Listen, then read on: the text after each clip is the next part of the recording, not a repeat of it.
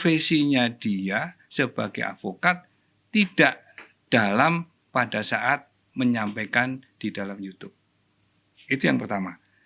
Yang kedua, pendapat dan pernyataan Pak Alvin Lim. Yang terhormat Bapak Kapolri, mendengar keterangan Kadif Humas Polri di podcast, saya ingin sampaikan satu kesalahan fatal yang terjadi untuk menjadi pertimbangan pihak kepolisian terkait keterangan saksi ahli etik. Bahwa saksi ahli etik mengatakan bahwa yang dilakukan Pak Alvin Lim adalah sebagai pengamat hukum, sehingga dianggap bukan sedang menjalankan tugas sebagai advokat. Alvin Lim adalah advokat resmi tersumpah. Sebagai pengacara, Alvin diberi kuasa oleh kliennya, Fiorucci, yang pada saat itu belum menikah dan belum menjadi istrinya. Dan beliau dalam video berbicara tentang kasus yang ditanganinya. Pinjam pakai Mazda Biante.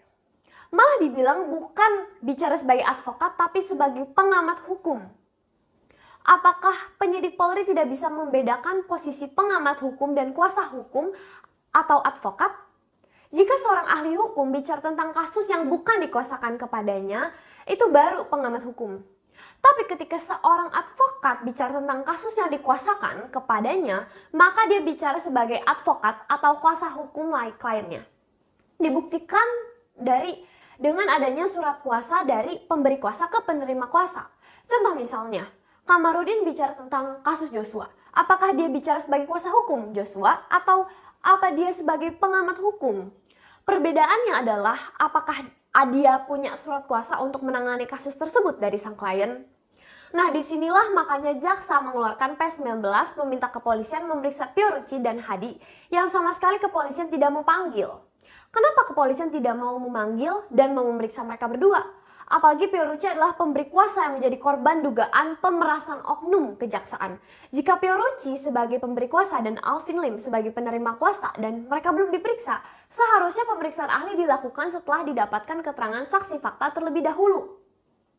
Sehingga penyidik jelas mengkategorikan bahwa yang dibahas adalah topik kasus yang sedang ditangani oleh Alvin Lim. Jika Anda beranggapan sudah melakukan sesuai prosedur, ada saksi dan saksi ahli diperiksa, namun saksi fakta kunci tidak mau kalian periksa, maka penyidik tidak pernah akan dapat kebenaran, melainkan menyesatkan masyarakat dan pada akhirnya mengkriminalisasi Pak Alvin Lim. Alvin mendapatkan surat kuasa dari kliennya untuk menangani kasus tersebut. Jadi jelas beliau bukanlah berbicara sebagai pengamat hukum, tapi bicara sebagai advokat atau kuasa hukum.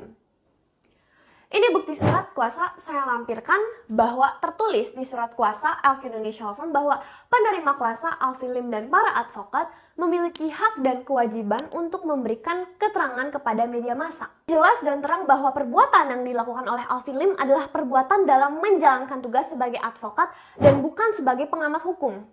Dalam keterangan BAP sebagai saksi sudah dijelaskan oleh Alvin Lim bahwa dalam video dia sedang menceritakan tentang kronologis kejadian dugaan pemerasan atas kasus yang dikuasakan kepadanya oleh Fiorucci. Sudah seharusnya dari situ penyidik memeriksa Fiorucci dan Hadi. Apakah benar pernyataan Alvin Lim?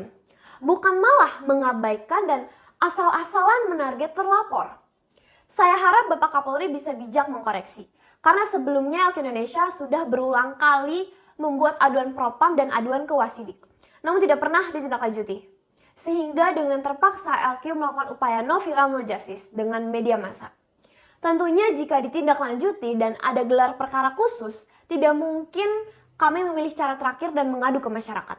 Mohon kebijaksanaan Bapak, jangan mudah percaya kata-kata anak buah dan oknum polisi. Tapi diperiksa lagi dan ditelaah dengan benar dan bijak. Karena jika berlanjut, yang malu dan rusak nantinya adalah reputasi dari Polri.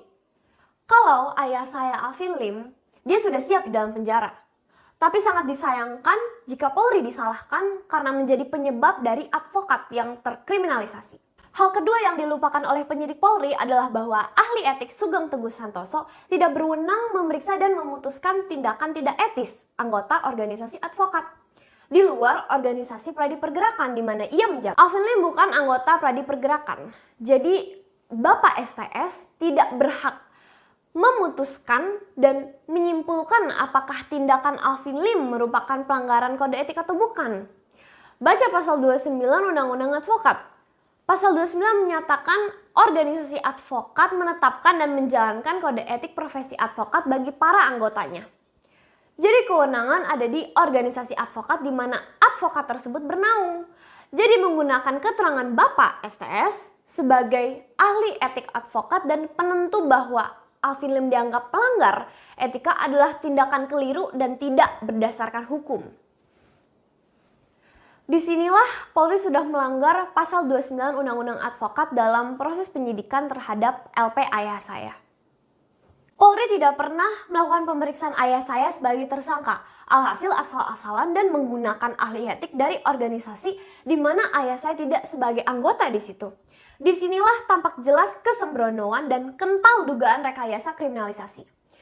Asal terpenuhi syarat formil, pakai aja bukti-bukti asalan. Nanti biar pembuktian di pengadilan ini. Begitu pikir penyidik tanpa ingin mencari kebenaran material. Jadi saya sekali lagi meminta agar jenderal bersedia memenuhi tantangan debat saya untuk menghindari debat kusir dan saling sanggah pernyataan sepihak secara sendiri-sendiri. Mari berhadapan, jelaskan kepada saya selaku laki-laki dan panglima tertinggi Polri yang berani dan bertanggung jawab. Tolong beri saya pencerahan hukum, karena Polri belum bisa menjelaskan alasan kenapa melanggar aturan hukum dalam proses penyidikan dugaan pencemaran nama baik ayah saya. Terima kasih.